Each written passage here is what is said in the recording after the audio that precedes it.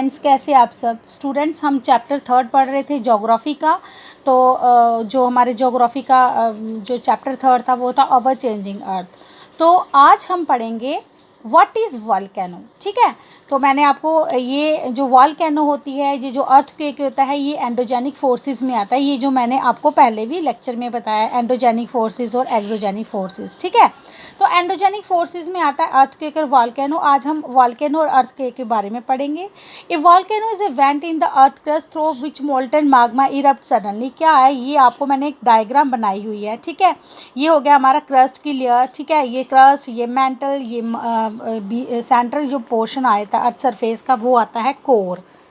तो क्या है इसमें, क्या है, वेंट का मतलब होता है ओपनिंग। क्या होता है कि जैसे ये हमारा सेंटर जो anterior part of the earth है, यहाँ से क्या होता है, माग्मा जो होता है मोल्टन होता है, तो वो थ्रू किसके निकलता है, थ्रू वेंट से वो बाहर निकल जाता है। ओपनिंग मतलब कि जब उसकी होती है तो ये कुछ मटेरियल्स होते हैं जो माग्मा की वजह से क्या होता है, मटेरियल जो होते हैं वो बाहर निकल जाते हैं। आगे, how does it cause mass destruction on the surface of the earth. तो हम बताएंगे कि क्या डिस्ट्रक्शन होती है, क्या कुछ होता है जब वॉल्केनो जो होती है, मतलब ज्वालामुखी जब होती है तो क्या होता है, बहुत सारा नुकसान होता है। बहुत सारी जगहों पे जहाँ पे होती है, जिस जगह पे होती है वहाँ पे बहुत सारा नुकसान हो जाता है। ठीक है, व्हाट इज़ अर्थक्वेक। तो अर्थक्वेक जो है वो है the movement of lithospheric plates causing the vibration on the surface of earth, these vibration are called earthquake. तो अर्थक्वेक को हम बोलेंगे भूकंप। अब भूकंप कैसे आता है, ये क्या होता है, जब हमारे अर्थ के अंदर जो anterior part of the earth है, जब वो वहाँ पे क्या होता है, वाइब्रेशन होना शुरू होती है, तो क्या होता है, जो हमारी धीरे धीरे जैसे उसकी वाइब्रेशन बढ़ती जाती है, तो जो लिथोस्फेरिक प्लेट्स होती है उसकी जो मूवमेंट होती है। ठीक है, तो इसको हम बोलेंगे अर्थक्वेक। अब ये मैंने यहाँ पे डायग्राम शो की है, इसको ध्यान से देखो। जैसे सपोज हमारा ये interior part of the earth है। ठीक है, तो ये जो मैंने पॉइंट बनाया, ये जो गोल सर्कल किया है, तो ये हो गया हमारा फोकस पॉइंट। फोकस पॉइंट मतलब सपोज अगर यहाँ से क्या हो रहा है, भूकंप मतलब कि वाइब्रेशन शुरू हो रही है, तो इसका जो एपीसेंटर होगा, वो होगा ये, इसका अपोजिट जो ऊपर मैंने बनाया, ये इसका एपीसेंटर होगा।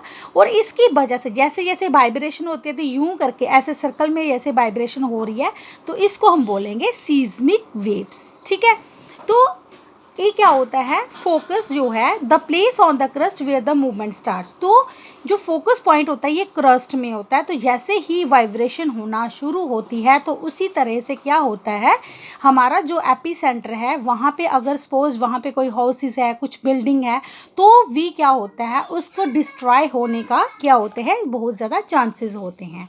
नेक्स्ट है हमारा epicentre, the place on the surface of the earth. Epicentre वही हो गया, जैसे हम फोकस पॉइंट के ऊपर का जो हिस्सा होगा तो उसको हम एपीसेंटर बोलेंगे। आगे नेक्स्ट हमारा आ गया वाइब्रेशन। वाइब्रेशन जो होता है, vibration travels towards from the epicentre as waves. तो वाइब्रेशन तो आपको पता ही है कि जैसे जैसे हमारी वाइब्रेशन बढ़ती जाएगी, तो ये यूं करके ऐसे वेव्स बनते जाएगी, इसको हम क्या बोलते हैं, सीस्मिक वेव्स भी बोलते हैं। तो स्टूडेंट्स, इसके कारण क्या होता है कि इसकी जो अर्थक्वेक होती है, इसकी कोई प्रेडिक्शन नहीं होती है। ये मतलब कि कभी भी आ सकता है, इसकी कोई अभी तक प्रेडिक्शन नहीं है। लेकिन इसकी वजह से जो इम्पैक्ट होते हैं वो हम क्या कर सकते हैं, मिनिमाइज कर सकते हैं। और अर्थक्वेक से बचने के लिए हमें क्या करना चाहिए, अर्थक्वेक से बचने के लिए सपोज अगर आप क्लास में हो, तो आपको जल्दी से क्या करना है, आपको लग रहा है कि ऐसे वाइब्रेशन हो रही है, जब भूकंप आने वाला है, तो आपको जल्दी से क्या करना है, अगर कोई डेस्क होता है तो आपको उसके नीचे मतलब कि अपने आप को सुरक्षित रखना है, उसके नीचे आप बैठ सकते हो। या फिर अगर कोई टेबल नहीं है, कोई चेयर नहीं है, तो या फिर आप अपने घर में हो, तो फिर आपने क्या करना है, अगर आप रूम में हो तो आपने क्या करना है, रूम की जो कॉर्नर होता है, कॉर्नर साइड में क्या होता है, पिलर होता है, जिससे कि क्या होता है, वो दीवार मजबूत होती है, तो वहाँ पे वो दीवार गिरने का डर नहीं रहता है, इसलिए आप थोड़ा वहाँ पे क्या हो सकते हो, सेफ। तो स्टूडेंट्स, आज का जो हमारा टॉपिक है ये क्लोज होता है। नेक्स्ट टॉपिक हम जो है कल डिस्कस करेंगे। Thank you, have a nice day.